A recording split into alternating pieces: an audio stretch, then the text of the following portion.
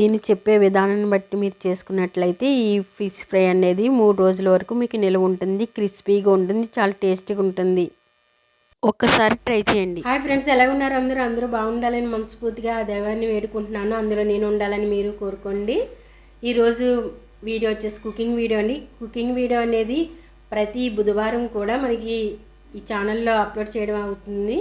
మరి మన ఛానల్లో నా రెసిపీసే కాదు, మీ రెసిపీస్ కూడా పరిచయం చేయాలనుకుంటే కనుక ఖచ్చితంగా నా కామెంట్లో తెలియచేయండి. ఇంక లేట్ చేయకుండా వీడియోలోకి వెళ్ళిపోదాం. తీసుకున్న చేప ముక్కలన్నిటికీ ముందుగా వాటర్ పెట్టి శుభ్రంగా కడిగేసుకోవాలండి. ఇలా కడుక్కోవడం వల్ల ఏంటంటే మనకి నీసు వాసన అనేది ఉండదు.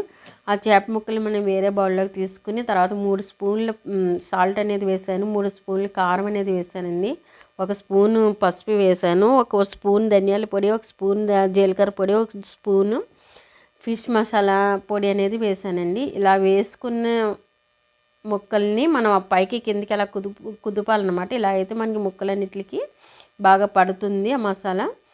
తర్వాత మనం స్టవ్ వెలిగించుకుని ఒక కడాయి పెట్టుకోవాలి. ఈ కడాయి వేడెక్కిన తర్వాత డీప్ ఫ్రైకి కావాల్సిన ఆయిల్ అనేది అందులో వేసుకోవాలి. చూడండి, నేను డీప్ ఫ్రైకి రుచి గోల్డ్ వాడతాను, నేను ఎక్కువ వేసుకోకూడదు. ఇలా వేసుకుని ఆయిల్ వేడెక్కిన తర్వాత మనం కలిపి ఉంచుకున్న చేప ముక్కలని అందులో వేసేసుకోవాలి. ఎన్ని ముక్కలు అయితే పడతాయో అన్ని ముక్కలు మనం అందులో వేసుకోవాలండి. నాకు 4 ముక్కలు అనేది పడింది ఆ ఆయిల్కి. ఆ 4 ముక్కలు వేసుకున్నాను. జాగ్రత్తగా మనం స్టవ్ దగ్గర ఉండే జాగ్రత్తగా వేపుకోవాలండి.